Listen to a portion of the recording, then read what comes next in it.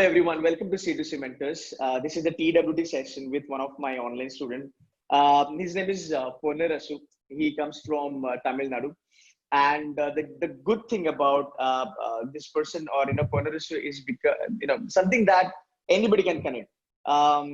He is somebody who's got a 4 years of work ex with a company called as Bosch, and he himself believes that he is an average student, and he doesn't have an extraordinary profile, and he is a great example and inspiration for those who believe that to crack IIM Ahmedabad you need to have an extraordinary profile, and he nailed IIM Ahmedabad.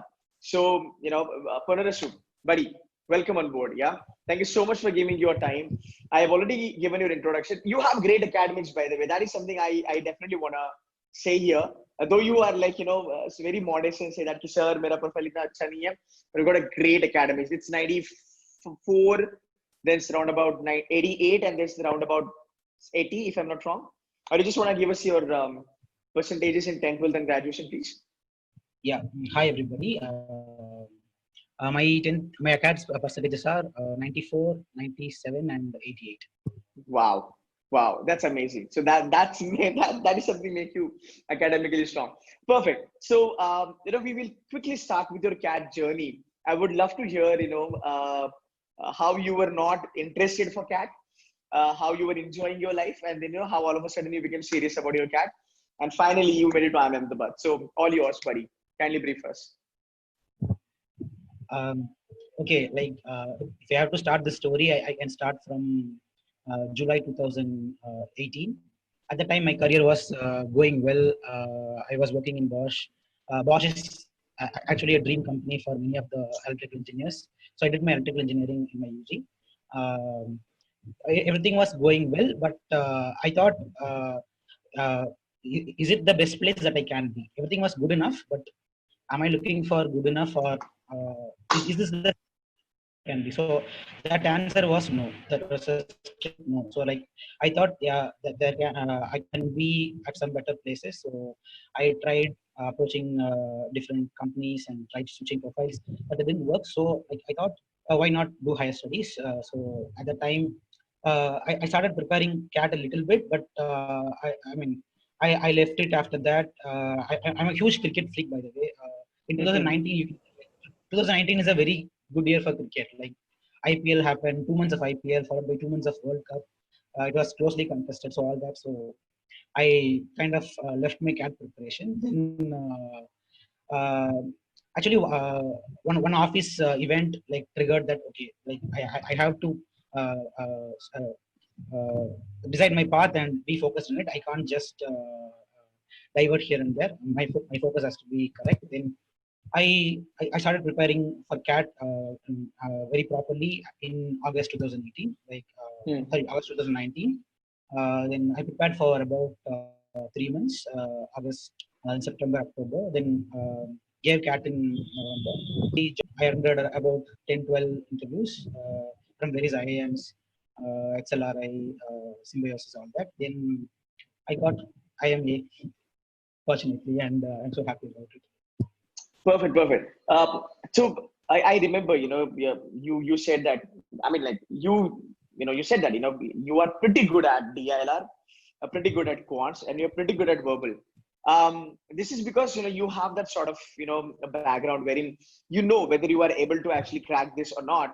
And I think you were somebody who were actually looking for a sort of more of strategy, because CAT is a lot about strategy. I mean, people do prepare, no doubt about it, but even after preparing for CAT, one wrong strategy can cost you a lot. So I remember definitely you're joining us for the sort of this strategy for CAT and all this sort of workshop. So can you just sort of comment on the strategy part, that how important is strategy for CAT, and how my videos or lectures actually help you for CAT strategy? Okay. I like I believe that verbal and quants are my strong forte. Like I did not need somebody to coach me like how to solve this question by applying formulas. What I needed was how to approach CAT. So that was the part I needed some guidance. So like how to approach CAT, how to approach CAT when it is like when questions are easy, how to choose questions, how to time every question, like how much time to spend, how many questions Right. to attend.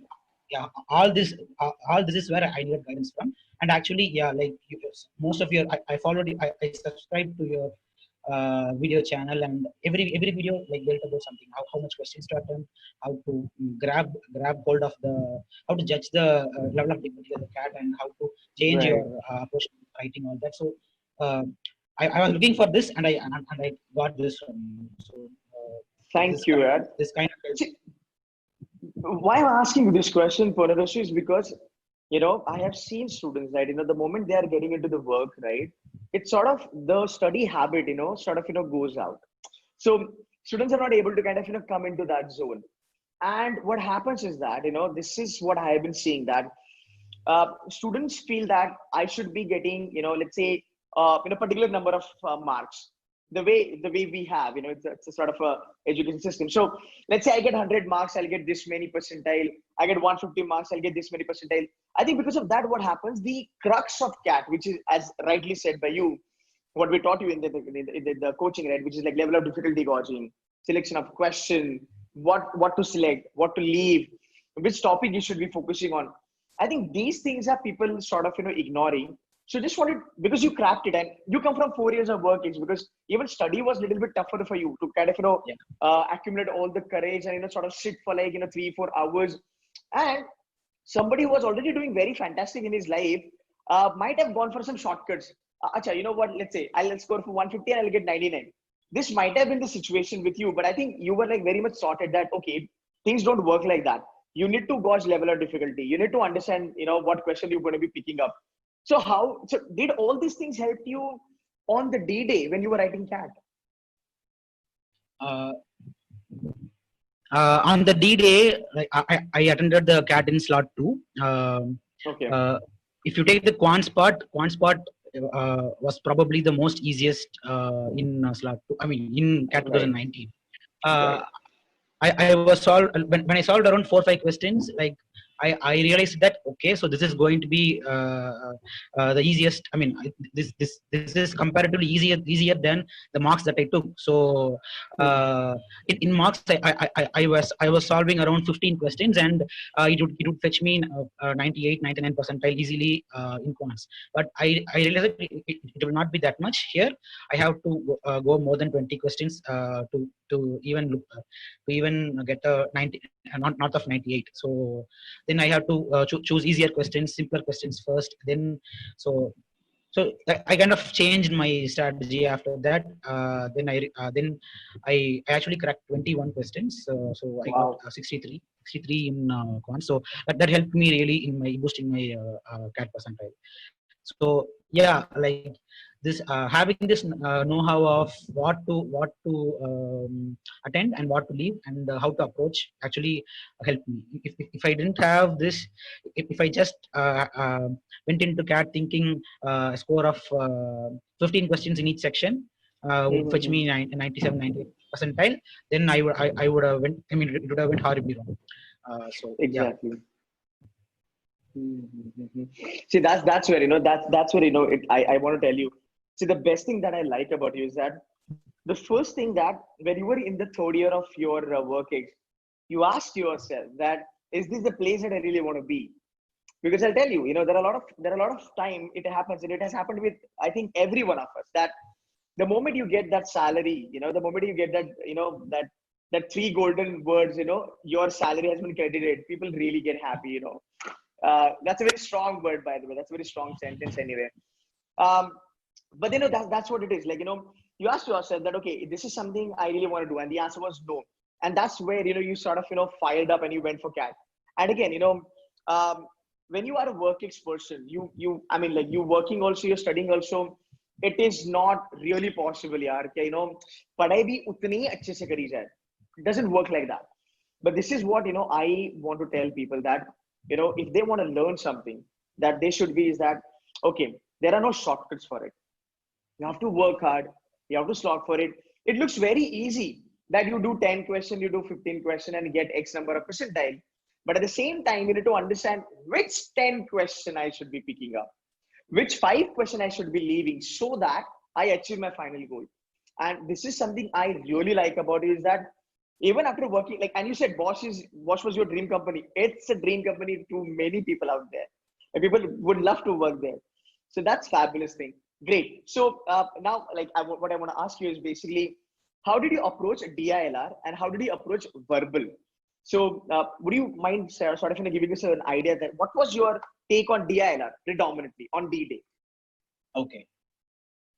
Again, D-Day, like I was thinking to attend 4 sets, and at the first, I mean, my first choice was to attend 4 sets correctly. Then, if I find the sets difficult, then even three sets should work. And if it is very easy, then I should be cracking 5 sets. Then I went through different sets. I I just gave a glance at all the sets in first 2-3 minutes, and then and picked the two sets, and I finished those 2 sets quite fast. I finished those 2 sets in 20 minutes, and then I was looking for the next easy set, and then while I was solving that third set, I got stuck, and I felt that okay, this set is not going to be over in 15 minutes, so I might be wasting time. This could be the set that could kill my DLR. So I had to drop that there, and then look for other set, and then if time permits, I thought I could come back to this and complete this. Then I attempted a third set. Then I completed the third set as well. Then in the last 4-5 minutes, then in the fourth set, I was able to crack a few questions, and the remaining 2-3 questions, like the theta questions. Theta questions, I gave a rough go at it, but like based on some reduction of options. Like that question could possibly have only 2-3 answers. So out of those, I took an educated guess at it. So fortunately, two of those cases came right as well. So this was my on D-Day. This is how my DLR went. Okay, so here, I'm going to ask you one question, because this is where I see a lot of students going wrong. That we fall in love with one particular DI and we stick to it, and we go on and on, and that time is ticking. It's like that. So question number one is that, is it necessary that you attempt all the sets? That's number one. And number two, attend all the sets mean you take one set and go completely solving that? Is it necessary? Or you can pick couple of sets and sort of, do couple of questions from there. The result will be same. What's your take on it? This is where mocks actually helped me a lot. I actually attended around 10 full mocks and then 10 sectionals, 10 DLR sectionals. So, like initially, this DLR was my weakest point. Like I was even scoring 10 percentile, and sometimes 20 percentile, sometimes I would, yeah, sometimes I would spend 20 minutes on one set and might not even solve it. So I quickly learned choosing sets. I quickly learned what will work for me and what will not, and what should not spend long time on. So these things I found out in mocks quickly, and I was able to solve. Like I thought, okay, the questions in DI they do not need solving. Like you can take one question, look at the table or look at the graph, solve that question, go to next question, so you can solve it. So there is no solving part and then answering the questions. But if you take the logic and reasoning type questions, like first 10 minutes you will be just solving the set, and then you will take the question, and then from what you have solved, you will answer the questions. But data interpretation doesn't work that way. You can go question by question, so there is no need of solving. So I understood this, and I kept DI at the end, so that even if there is no time, let's say there is only 5 minutes left, I thought, okay, even at 5 minutes I can solve 2 questions in a DI. But yeah, if only 5 minutes were left and one LR to solve, definitely I could not solve LR in 5 minutes. So I figured these out in my mocks. So that's the kind of help. So one more question for you, buddy. From your perspective, because you were working, 4 years, life was good, you were chilling, all the good things were happening in life, but still you went for CAT. Okay. And we'll come to the IMA part later on. but then you still went for CAT and you nailed it, and you nailed it like a pro. Definitely your hard work, definitely out there. What's your 2 cents, or what's your sort of a guidance to those people or those students who are preparing for CAT 2020?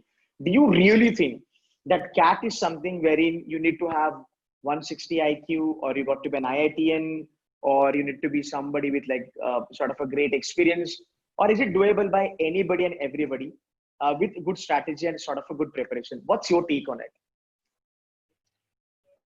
Yeah, this kind of this question kind of made me not take CAT initially. Like, I'm not an IITian. Oh, I don't come from a very big right. college tag in me. So when I see the profiles of students in IIM, like 40% are from IITs and NITs. So I thought whether this is going to be difficult, whether I'm going to be able to crack it or not. So all that was there. But once I decided that I'm going to take it, then there is no point in looking for validation of how many people came from with not very big background, but still able to solve CAT. So all the details, like looking for validation, looking for confidence elsewhere, that's not going to work.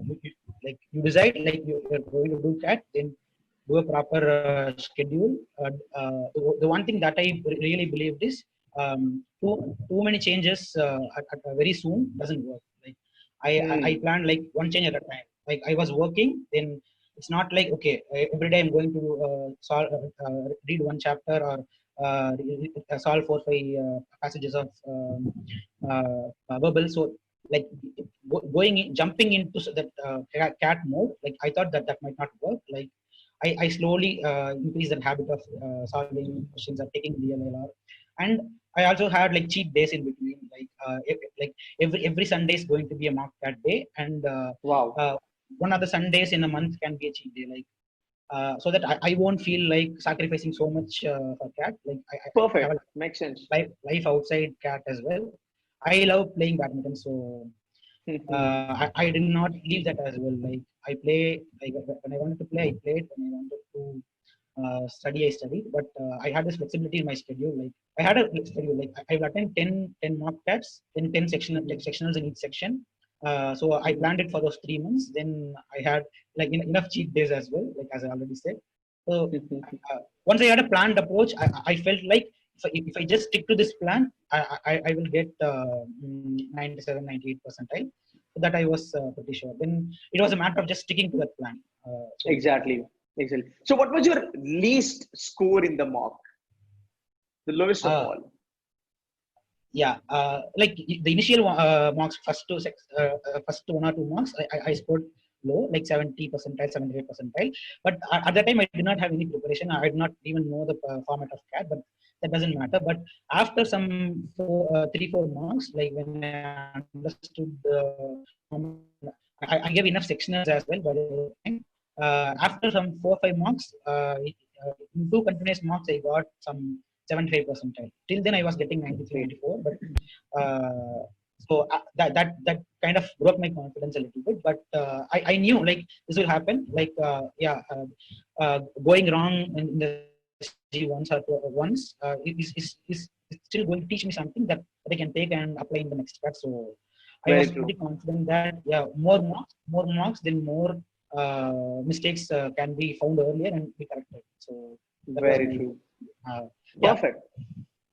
How? What about? We want to give a little bit idea about your bad PI preparation, about your SOP experience. I trained for SOP and everything. You want to give a little bit idea how did the interview go and all that?